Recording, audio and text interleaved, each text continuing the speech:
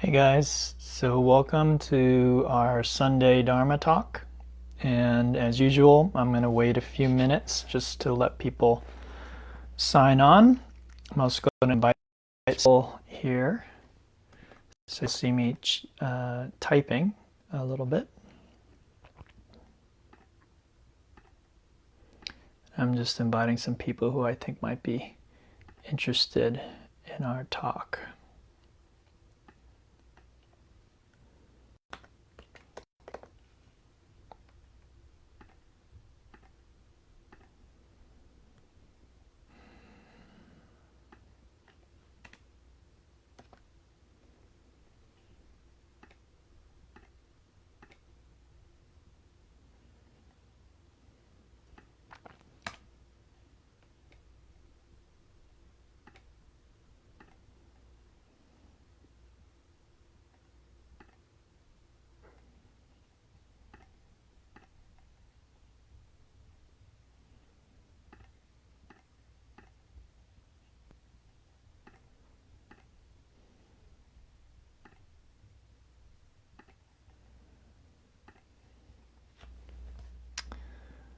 All right, so let's see who's here. Sammy, Barb, welcome. Deborah, awesome, good to see you. August, Melissa, Amy, Grace, welcome. Helen, good, I see you.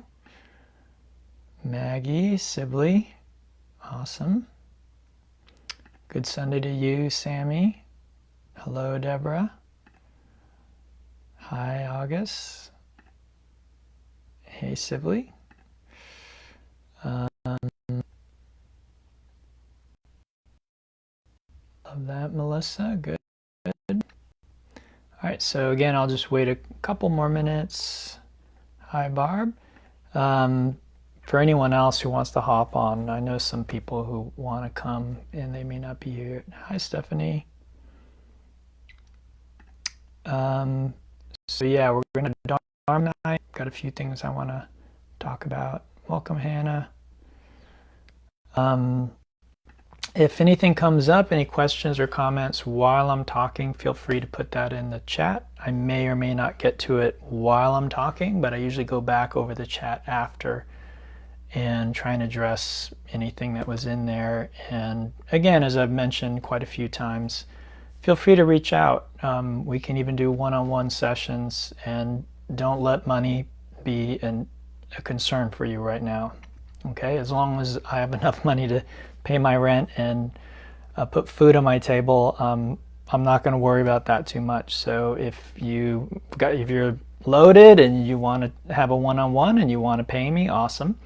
Definitely appreciate that, can use that, but I don't want that to be a barrier. So if something comes up in this talk, you're confused, or something's going on with you and you want to talk one-on-one, that's been a very powerful avenue that I've been really exploring with students over the last few years. So I don't know, maybe the first 10 years or so of my teaching, I didn't do much of that, and it was just mostly group activities and things like that. But lately I've been finding students get to a certain point and then they need something extra, they need something specific to their situation. The group instruction isn't necessarily enough to get them over certain hurdles. So again, if you're a student of mine, and you're a student of mine if you consider yourself to be a student of mine, okay? So there's no initiation, there isn't any kind of fee, you don't have to be a member anywhere. Just if you're like, hey, I like what this guy's saying, I want to hear more, I feel like talking with him could be helpful with my situation, then reach out, okay? We're all here on Facebook, right? So you just reach out on Facebook, send me a note, and we can set up a time, okay? All right, so I'm going to go ahead and get started. And today I wanted to touch on a few different subjects. And these might be touchy for some of you, so what I'm really going to lay out here at the beginning, and this is true always, but I'm just going to remind you of it now. And again, if you're a student of mine, you've probably heard this before, but I want you to notice your reactions. Okay, so if I say something that pisses you off, as a student of mine, I want you to be much more interested in your reaction, not what I said. Okay? Because again, ego is concerned about the other. Ooh, Doug just said something I don't like. I think I'm going to stop listening to him. But as spiritual students, of people on this path, as people who are wanting to manifest spirit, we need to be focused on our reaction. Okay, maybe what I said was bonkers. Fine, sure. Who knows? I say crazy stuff all the time. But what we want to focus on is our reaction. Because we like to get to a place where we don't react in that negative way anymore. Full stop. Doesn't matter what someone's doing. And the ego immediately thinks, ooh, if I don't react, then people are going to walk all over me. BS. That simply isn't true. You don't have to get upset to keep someone from walking over you. Okay? You can, without getting upset, be like, hey, excuse me, please don't walk all over me. All right? So that is a misconception that many people have. They think without fear, without upset, then they're not going to be able to take care of themselves. Somehow people are going to take advantage of them. Where'd you get that idea from? How come you can't just say, hey, you know what? What you're doing doesn't work for me, so please stop it, without getting upset? Why can't you walk away from an unhealthy relationship without needing to be outraged? Have you ever considered it? That you don't have to be outraged, you don't have to be emotionally in turmoil in order to put down something that clearly isn't working? Okay? So again, your reactions, because I'm going to touch on some stuff that's very relevant to what we're all going through right now. And I'm not trying to take sides here. This isn't about sides. This isn't about right and wrong. Okay, this is about our inner work and examining our thoughts, our judgments, all of these kinds of things. Okay, it's not easy and it's not fun a lot of the times. So I may say some things today that you're like, ooh, that's me. I've been doing that. And again, a strong ego is going to lash out. Okay, it's going to say, ooh, that's me, so fuck this guy who's pointing that out. I'm great. How dare he try and like bring up, whatever. Okay? So again, let's be really sharp with that. Let's notice our own reactions to the talk today. And again, I'm not trying to take sides. I'm not trying to point out anyone is good or evil or pin a rose on anyone's nose. I'm just helping you hopefully use the circumstances we're all in to deepen your practice, your understanding. Okay, so first thing is pretty brief. I want to talk a little bit about doubt and faith. So we're in a situation where we might be really in a lot of doubt. Am I going to have a job when this is all over? What is my job going to be like? When is this thing finally going to end? All right? Is it safe to go outside? Is it safe to go to start opening all this stuff up? Do we really know what the coronavirus is about? When I look, and I look every day, almost every day they're discovering something new about this. So what you heard last week, what you heard last month, may not be relevant anymore. And we may discover something at some point that's a game changer. So again, human beings often use information. They use knowledge like a security blanket to tell themselves that they understand what's going on and they're in control. And it's BS. It just isn't the case. We're not in control, folks. We have some influence. We are taking part in this whole thing, but it's much bigger than we are. Okay? It's much, much bigger than us. And we don't understand it. We don't. We can kid ourselves and tell ourselves that we do. We can try and use science as a security blanket to tell, well, with science we're discovering so much and we're going to, yeah, but that's not really what's happening, is it? Death and illness have always been with humanity. And guess what? They still are. And as science progresses and eradicates certain illnesses, more seem to pop up, more than before. And that's not just us discovering new ones. New illnesses come out of nowhere. So is it true that science and medicine is eradicating our woes? Is that really true? Where do we get that idea from? Now, I'm not anti-science, don't get me wrong. Science, when used skillfully, is a very powerful tool. But the problem is many of us are not using it skillfully. We're using it essentially like religion. So we're using it again to comfort ourselves with basically something that isn't true. And again, this is this myth that science and medicine is somehow solving all of our problems. It's going to eradicate illness, all this kind of stuff. Forget about it. I'm not saying that that can't come true one day, but it's not coming true right now. There's all kinds of things on the rise. Cancer, autoimmune diseases, all kinds of things. We don't know where they're coming from. We don't know what's causing them. Okay? So we're in such a big rush to fix everything with science, and yet we're creating more problems at the same time, because we're not being skillful with this tool that we have. We could be, but in my opinion, we're not, and that's why we're running into all these problems. So, do we know what's going on? No. Even if someone tells you they know what's going on, Dr. Fauci or whoever, there might be some people who know more than you or I know. I'm not arguing that point. But no one knows. Okay? If there's a God, God knows. And that would be the only being who really knows what's going on.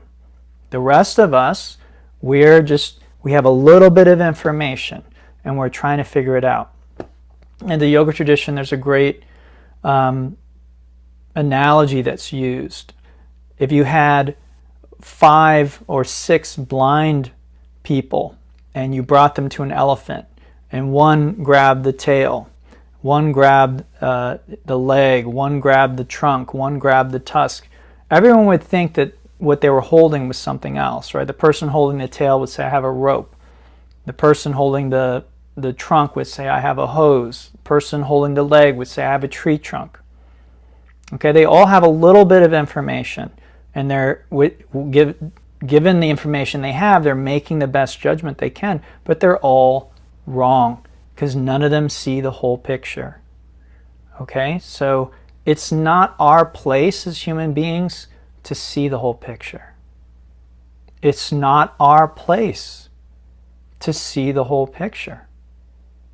So what that means to me is we really have to withhold judgment. Because without all the information, without the big picture, how can we really judge? So there's a lot of doubt. And in the Zen Buddhist tradition, what is taught is when there's a lot of doubt, there is fertile ground for a lot of faith. Now, faith is a word that is often misunderstood, the way at least that I use it. So faith is often confused with what I'm going to call blind faith, which is blind faith is I just tell you something and you just have to believe it because I say so or this book says so. And you don't actually really believe it, and you don't really want to believe it, but you're just told that that's the way it is, and so, okay, it's like dogma. True faith, according to the Zen tradition, it's like the lotus flower. A lotus flower comes up out of the mud, and it rises up, and then it blooms at the top of a pond, and it is untouched. It's this beautiful flower that's untouched. You'd never imagine that it came out of the muck at the bottom of a lake. Okay, and so faith is like that. In this situation we're in, there's so much opportunity for us to cultivate faith. Now I want to be clear, if you have a steady paycheck, If your health is good, you're young, you're married to someone beautiful, your kids are, doing great, you don't need faith. Everything seems to be going your way. Where does faith come in? All right, if you think you have it figured out, there's no place for faith. It's at times exactly like this one, where we recognize I don't have it figured out. I don't know what's going to come. I am afraid, that we truly have the opportunity to cultivate faith. Now, faith in what, to me, is not that important. Okay, some people get really, people fight wars over that. Faith in what? For me, what's important is faith. Faith is a quality that we can cultivate as human beings. Okay, and that quality is very powerful. It's very, very powerful. So I'm not saying have faith in God, or have faith in Jesus, or have faith in Allah, or have faith in Buddha, or have faith in... You can have faith in yourself, that you have qualities inside of yourself, strength inside of yourself that you normally don't access, that in this time of great doubt you can access. Okay, you could have a faith, again, it could be in a higher power. You could call it source, you call it the universe, whatever works for you. Okay? So again, great doubt, great faith. Now I want to move on to judgment. And this has been coming up a lot lately. Here in Georgia, a lot of you live here, but some of you may not, and you may have heard in the news, but if you haven't, Georgia is beginning to relax its social distancing for certain businesses. And a lot of businesses have voluntarily said, well, we're not going to open right now because we don't think it's safe. And a lot of those businesses are getting, a lot of praise from people. And it is admirable, I think, if you don't have to open and you can stay closed and, you say this is for the safety of my employees and for everyone else. It's admirable because you may be giving up some income, that would have helped you. But what I want to look at is, do you have an opinion about that one way or the other? And, the old saying, it's a little crude, but, I think it's true. Opinions are like assholes, right? Everyone has one. So we all have our opinion about what small business owners should be doing, what the governor should be doing, what everyone else should be doing, right? So what? Do we really need an opinion about that? I think if you're a small business owner, then you do need to have an opinion about it. But how many of us are really small business owners? How many of us are deciding right now whether we're going to open the doors on Monday or whether we should open the doors on Friday? Okay? So, again, the ego thinks its opinion is really important. It also thinks it's really important that everyone else know what its opinion is. Is that really true? Is this really something, again, I need to have an opinion about? What does it affect? Other than getting on Facebook and saying, here's my opinion, and commenting on other people's posts. Oh, good job, good for you, yay, whatever it is. Okay? Is it really having an impact? Do you really have any control over the situation? You having an opinion about Governor Kemp and his decision, is that influencing his decision? And I'm not saying it's right or wrong. I'm not taking sides here. That's not important for us in a spiritual discussion. It really isn't. Again, we're looking at ourselves. Is it really important that I have an opinion about that, whether that was the right or the wrong decision? Or do I just need to know whether I'm going to continue social distancing or not? Do I really know what Governor Kemp is dealing with? Do I know the information that he's gotten to see? Do I know what sorts of pressures he is under as a politician, as an individual? Again, I'm not saying I'm necessarily a fan, okay? This isn't about taking sides, people. This is about compassion, okay? For everyone. All human beings, all sentient beings, all beings. So what sorts of pressure are the politicians, the small business owners, other people under that might make them make a decision that's different than ours? Okay, so if we're in that situation, fine, we have to decide. If I'm a yoga studio owner and camp says you can open on Monday, then I have a decision to make. Okay, then I do have to formulate an opinion. You need to figure it out. But I'm not. So do I really need... It doesn't mean I'm blind to the information. I see the information out there and I take it in, I process it, and I just kind of hold it. But I don't actually need to drop the hammer and make a decision. I don't actually have to judge someone, right? Do I? Does it really help? So I think it's the small business owners and it's the people who are in government that really need to decide what they need to do. And I think they have their reasons for deciding what they're doing.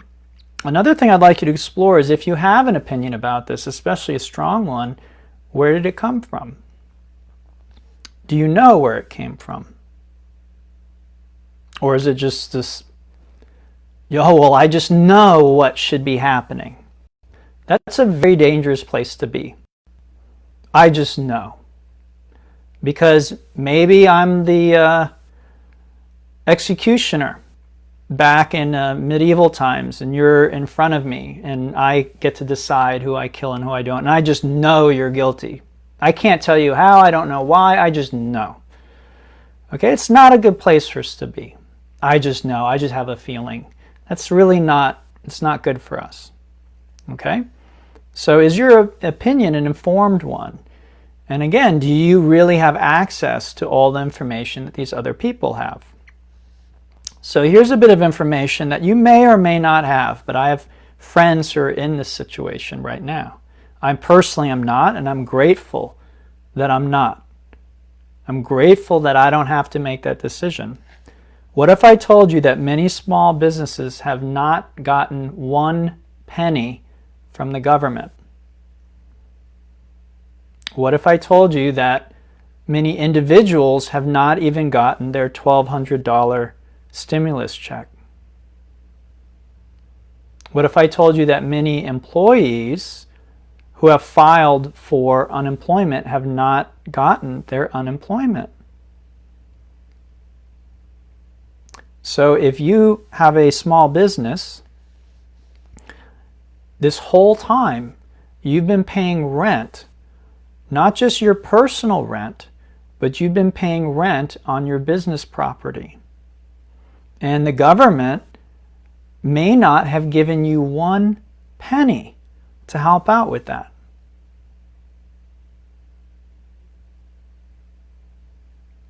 And then to get on Facebook or wherever and judge someone who's deciding that they're going to reopen their doors and try and generate a little bit of business, again, is it helpful?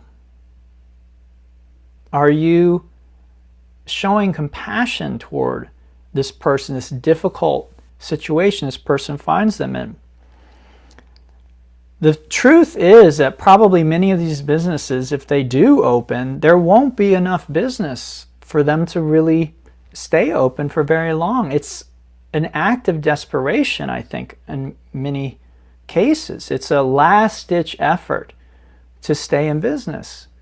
Because again, the government said that they're going to help everyone out. They've got all this money flowing around. And yet, somehow, the people that I know, it hasn't reached them. And again, some people not even a dime. They haven't even gotten the $1,200 stimulus check. So now people may think, okay, fine and good, compassion, whatnot, but they're putting us at risk. They're opening up and they're putting everybody at risk. Well, how do you know that? Do you really know that that's true?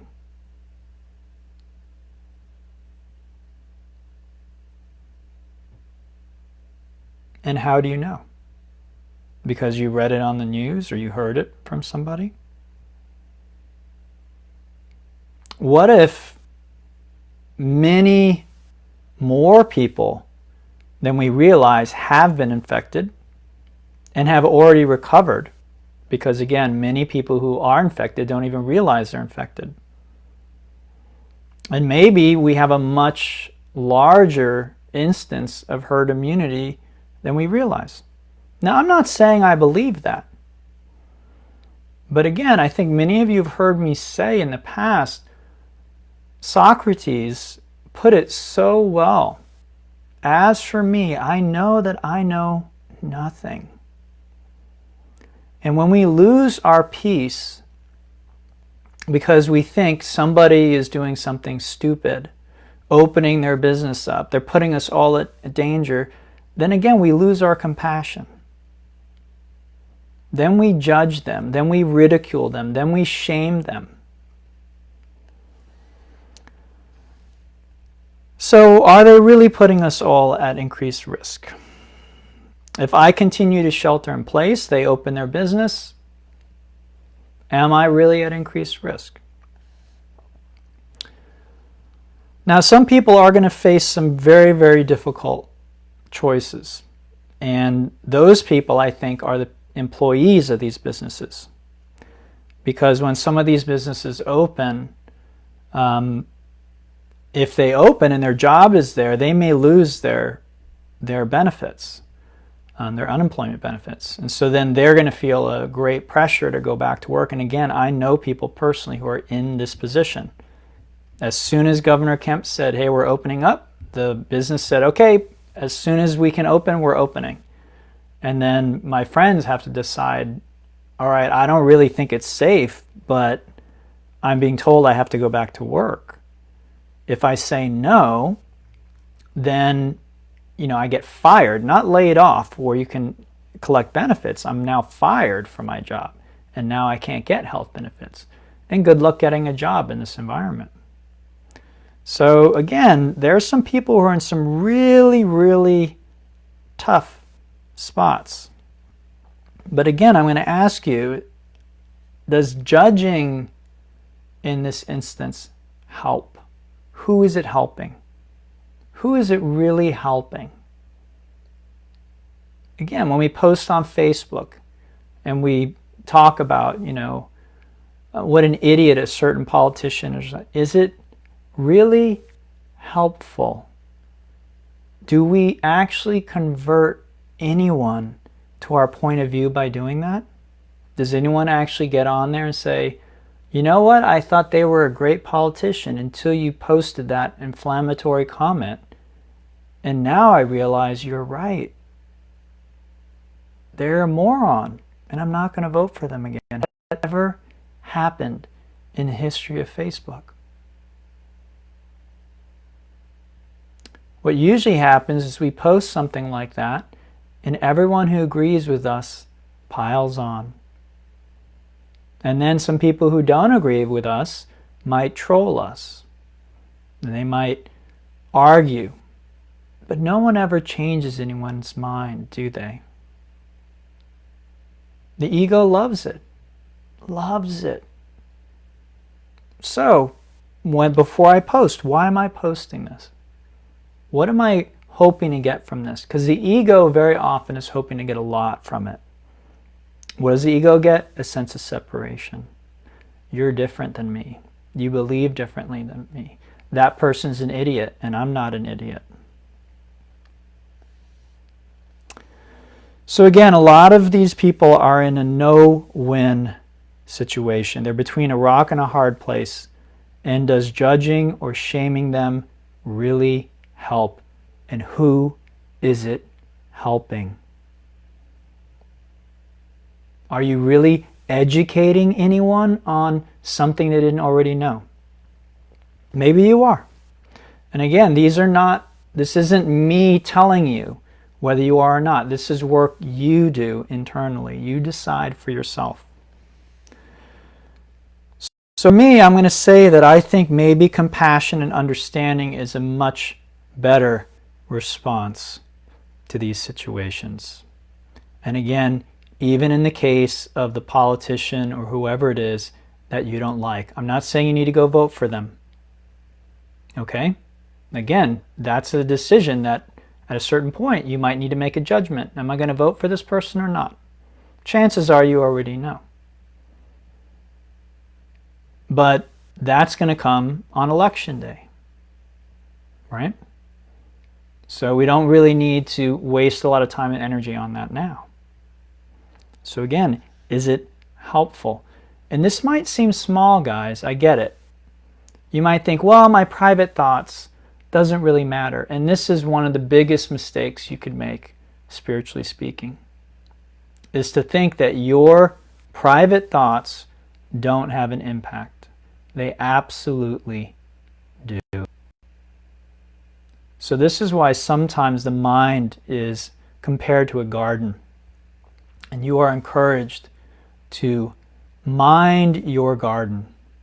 So if weeds are growing up, weeds of judgment, of thinking you are superior to someone, you're better than them, they're an idiot, whatever it might be, you can begin to see those things and you can pluck them out. Because again, who is it really helping other than the ego? So another example of this is, I'm going to point out, people wearing masks. And so this again is just sort of anecdotal things that I've seen.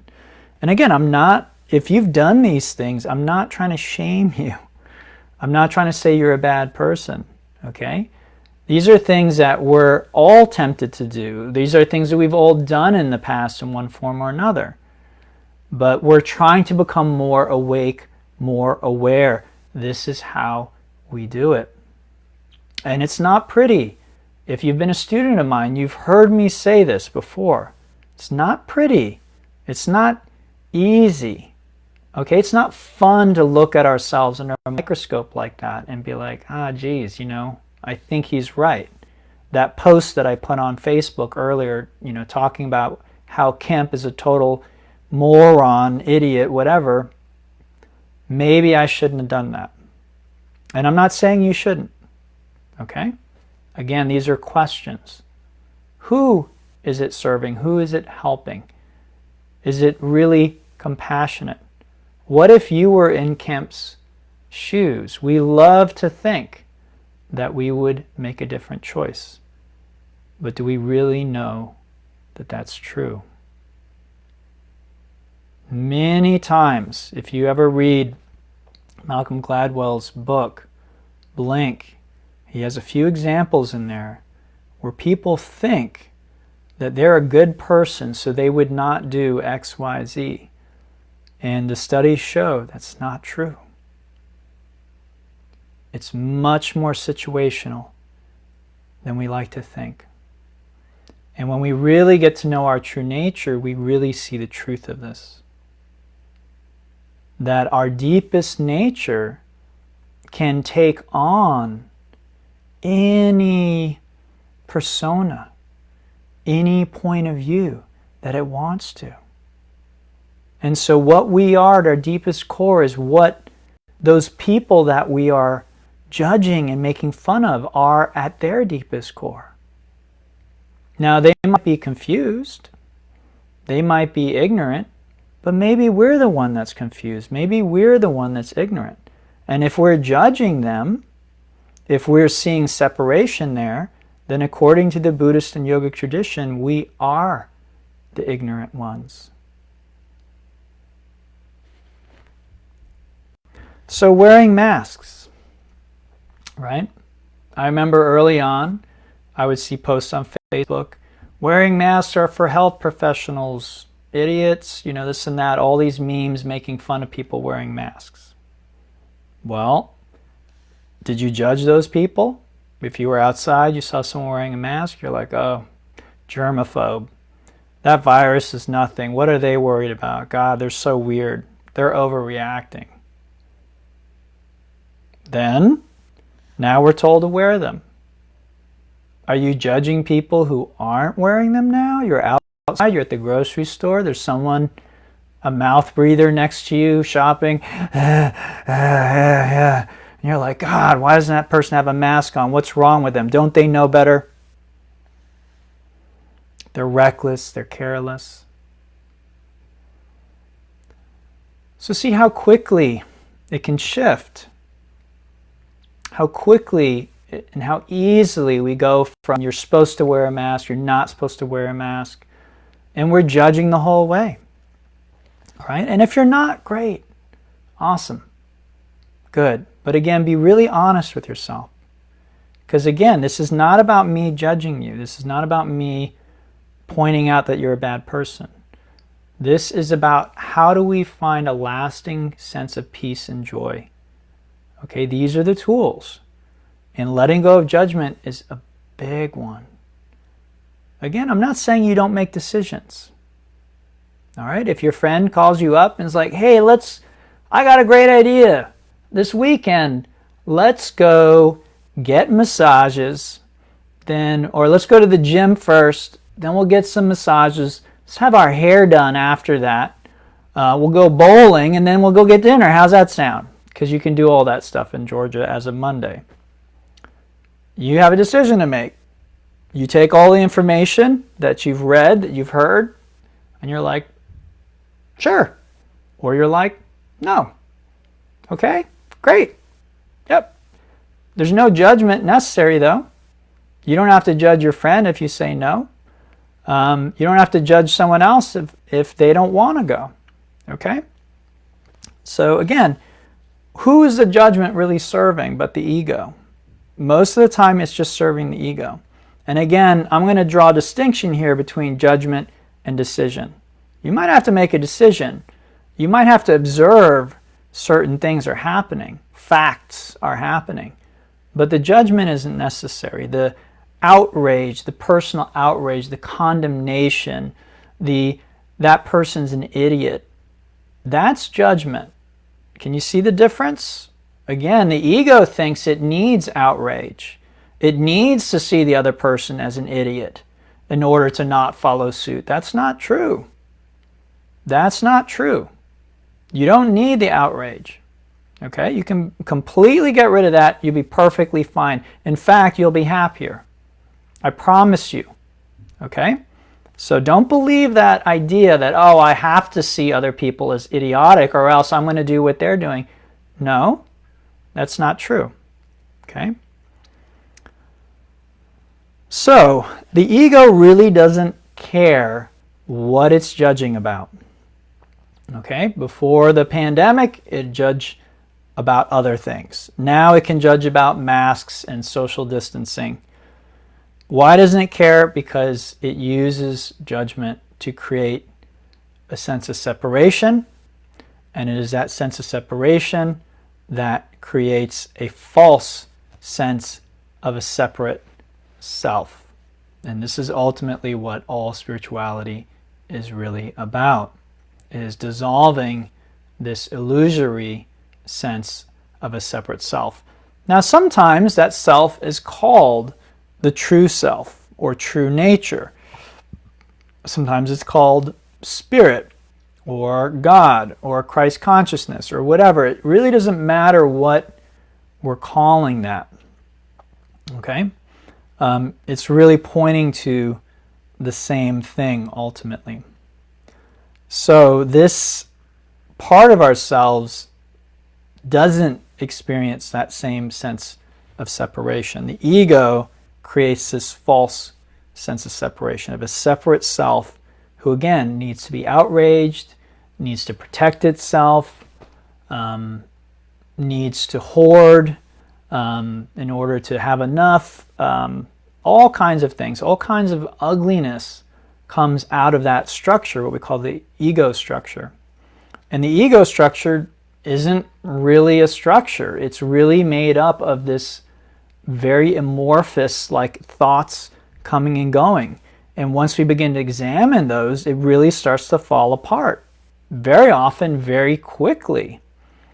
Now, it's not to say that there aren't some remnants that can hang on for a very, very long time. And this is what, a lot of the longer term work that we do as spiritual seekers, or I'm not going to even say seeker because I don't feel like we're seeking after anything, but spiritual workers, you might say, that we're working on ourselves. And again, this judgment thing is one of those things that can hang on for a very long time because we think we're justified in judging others, okay? So it's through that sense of separation that we create this false sense of a separate self. As long as there's someone over there doing something I don't approve of, right, then I'm over here not approving of them. I'm separate from them. They're obviously an idiot and I'm not an idiot. Isn't that always the subtext of whenever we call someone an idiot? Right? Are we ever like, that person's an idiot and so am I? Has it ever been the case? Oh, that idiot, but you know what? I'm an idiot too. The subtext is always that idiot, not idiot. I'm superior. That's what gives me the permission to judge them, isn't it? I'm their intellectual or moral or whatever it is, superior. And so if you go back to the Easter Dharma talk, I talked about 4 elements that I really like from the Christian teaching and tradition, and non-judgment was one of them. That's huge for me. It's such a powerful tool if we use it, non-judgment, because the ego can't survive long without that tool. It gets really, really weak if we stop judging others. All right? So the sense of separation strengthens the ego. But according to Buddha, and again, I would say really most traditions, if you read them in the right way, you don't exist, or you don't exist in the way that you think you do. Okay? There's something there. I'm not going to deny that. And this is sometimes called the I am. Okay? The awareness of I am. I'm not going to deny that. You are. You are listening. There is something that is there that is listening to this talk. Okay? The I am. All right? But what that actually is very different than what you are going to think of yourself as. Right? So if we were talking about me, my ego would tell me, oh, I'm Douglas, I'm this old, I'm a man, I have black hair, all these kinds of qualities.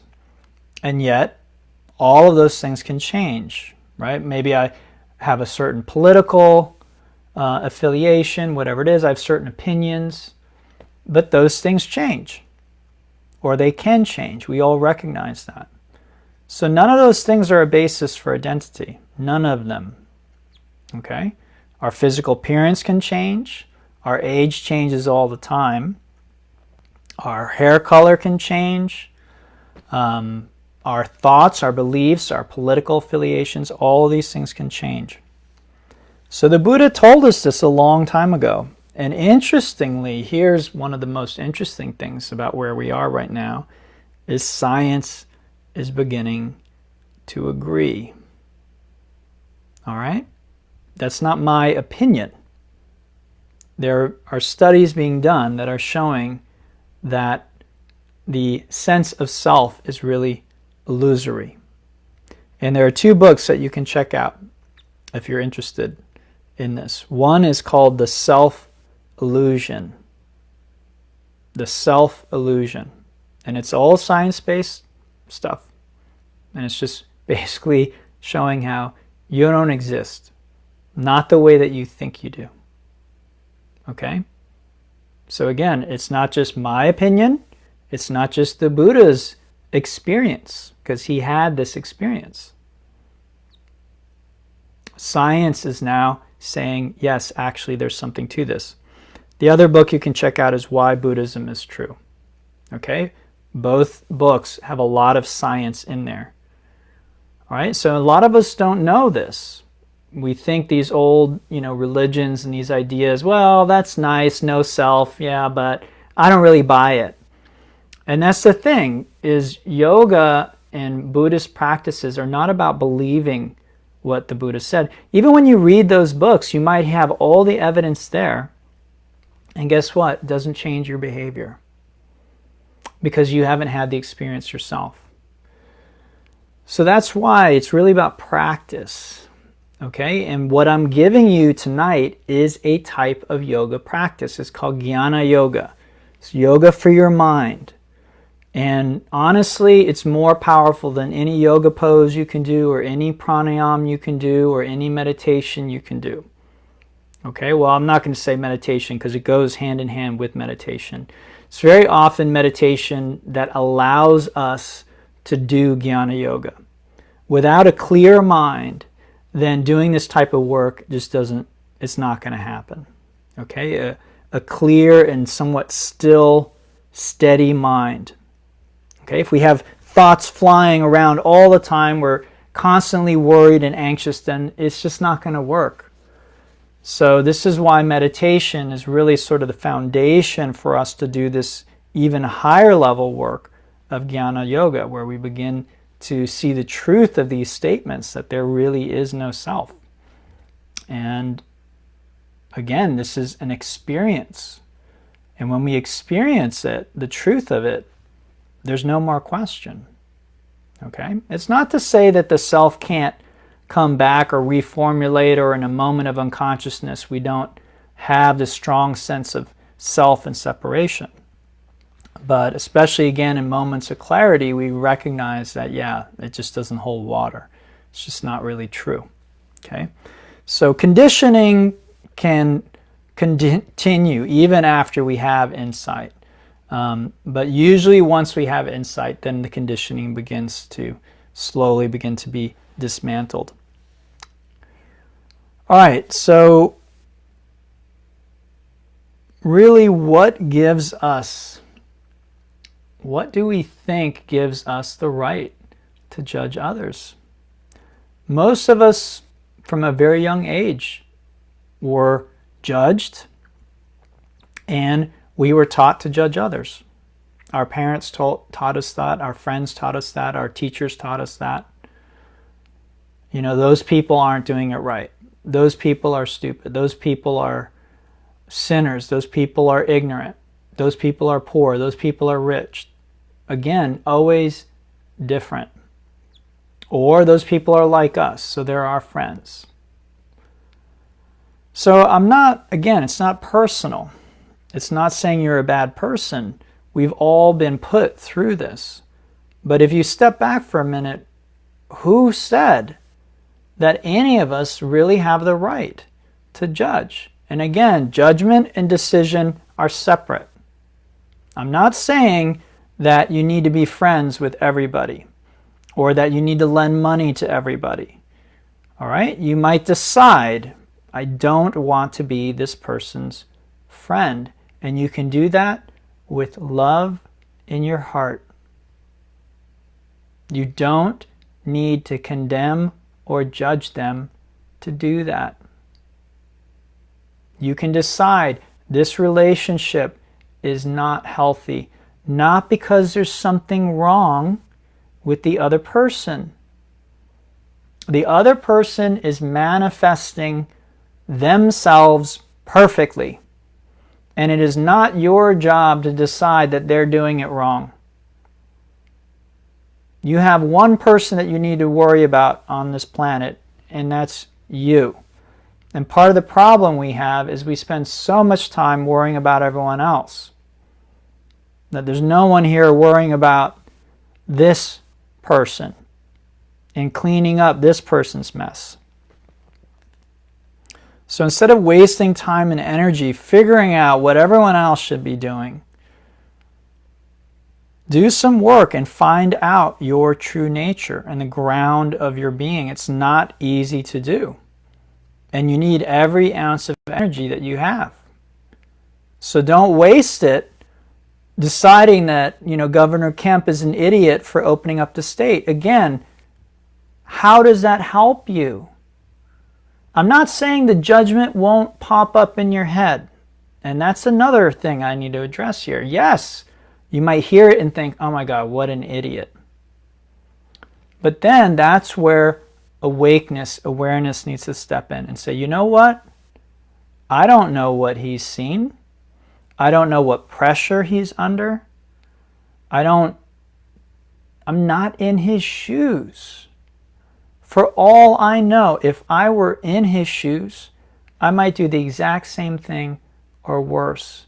And again, if you don't believe that's true, you are strongly identified with your ego.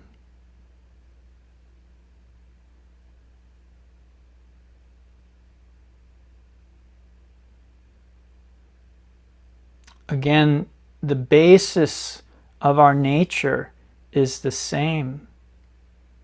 It is the same in Kemp. It is the same in Trump. That is not different. And that's a hard nut for some people to swallow. Because again, we want to believe they're the good guys and they're the bad guys. We're the good guys, the other are the bad guys. And again, I'm not saying maybe you hate Pelosi, so she's the bad guy. But again, Pelosi, what is the ground of her nature is the ground of your nature. And so again, to think for a second that what you really are cannot manifest as a Nancy Pelosi or Donald Trump means you don't understand what your true nature is. Because that is your true nature.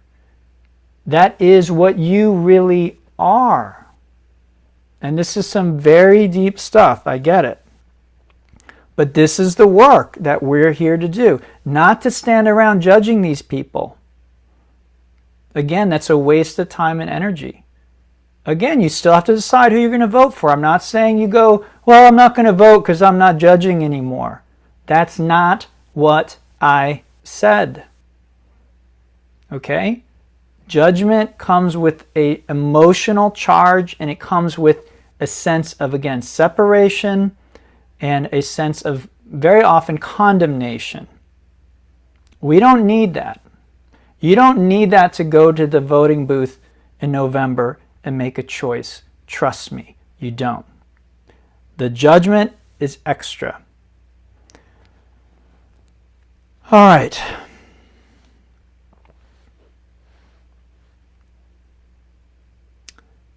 So have you ever considered just not having an opinion? Just not having one, unless you need to.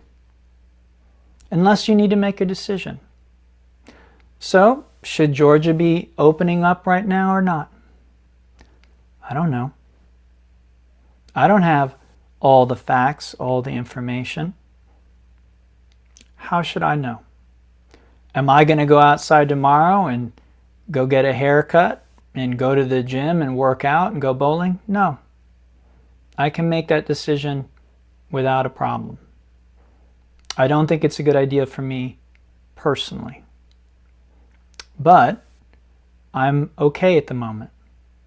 And for somebody else, that decision might look very different. It might look like if I don't go to work tomorrow, or if I don't open my business tomorrow, I'm not going to be able to pay my rent, not on my business and not on my house. The government check, who knows if that's in the mail, if it's coming, if it's not? Who knows? And so I'm making a hard choice, not an easy choice, but a hard choice to go out and hope that enough people will come to my business. And most of the people that I'm aware of who are going to open, they're implementing lots of safety measures. They're not, woo, who cares? You know, lockdown's over, everybody come, we're going to have a big party. Very conscientious about it. They're very aware of the situation we're all in. So again, I return to faith. Can we have a little faith in that deeper part of ourself that is also in the governor, that is in the president, that is in the person who's opening their business, that is in the person who's not wearing the mask, whatever it may be. And I get it. It can be very hard at times, right? It can be very hard at times.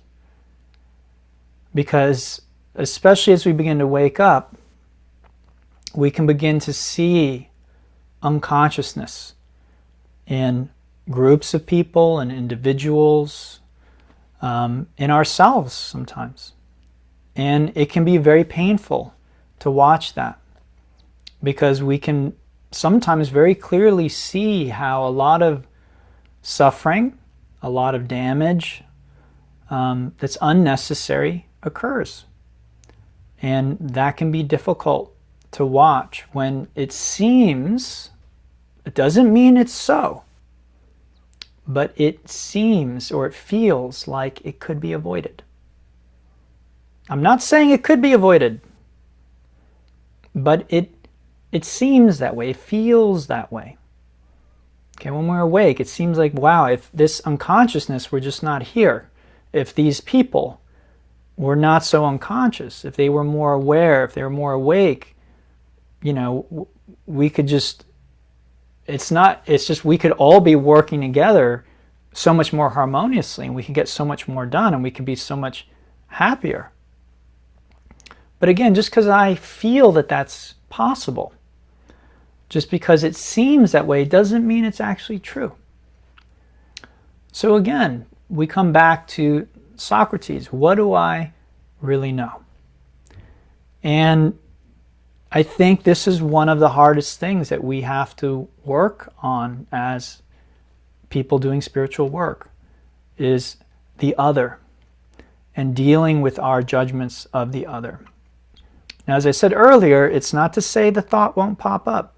They do for me, right? I hear something and it's like, the conditioning is there. Oh, what an idiot. Oh, I can't believe it. But then we can step back with a little more awareness, a little more compassion, and say, well, you know what? I really don't know. I really don't know what that person has on their desk in front of them that maybe inspired them to make the decision that they made. Now again, we can ascribe all kinds of nefarious motives. Oh, it's greed. Oh, it's, politics. Oh, it's this, it's that, whatever. It could be true. But again, is that helpful or useful for us? A lot of times it's not. We already have our mind made up about who we're going to vote for, who we're not, whatever. And honestly, we don't know what's in another person's heart or mind. And we want to be really careful about projection, where we're actually taking what's in our own heart, in our own mind, and we're seeing it out there in the other, because it's too painful for us to look at in ourselves. So please keep that in mind. A lot of times when we're seeing evil out there, we're seeing, all the wrong out there, it's because we're not willing to see it in here.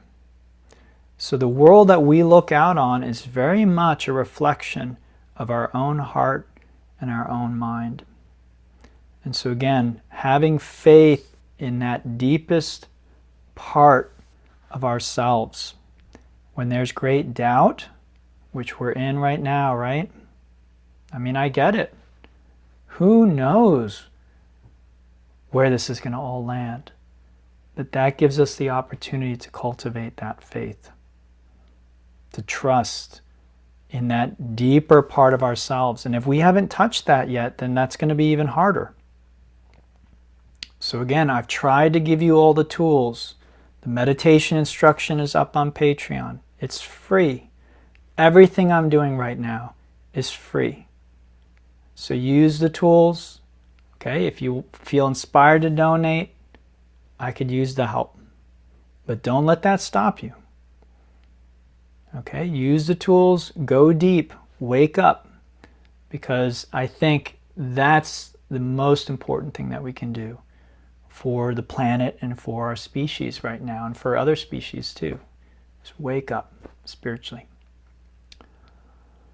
All right, everyone, so thank you so much for joining. I hope you got something from this. Again, if there's any way that I can support you as a teacher, or as a friend for that matter, I mean, let me know. I can't be everywhere at once. I can't do everything. But if I feel it's in my capacity, I will do it. I'm trying, again, my best to support the spiritual community that we've created here. So reach out. Let me know if you've got some ideas or something. I'm happy to explore those ideas with you. So thank you all so much, and I'll be back tomorrow with Yang Yoga at 8 o'clock, a nice movement-based practice, somewhere probably between Yin and Vinyasa. It's kind of, it's more active, more vigorous, but there's not as many push-ups maybe as in a Vinyasa class, so some people find it a lot easier. They enjoy it more. So thanks, Julie. Thanks, Deborah. Good, I'm glad. Maggie, oh good, I'm glad you always get something from that. Ariella, awesome, thanks. And we've got plenty more talks where this one came from. So again, if you've missed ones in the past, they're all up on Patreon. Again, they're all free. Take advantage of the tools that are available to you right now, because they may not always be available. All right, thanks, Melissa. Namaste, everyone.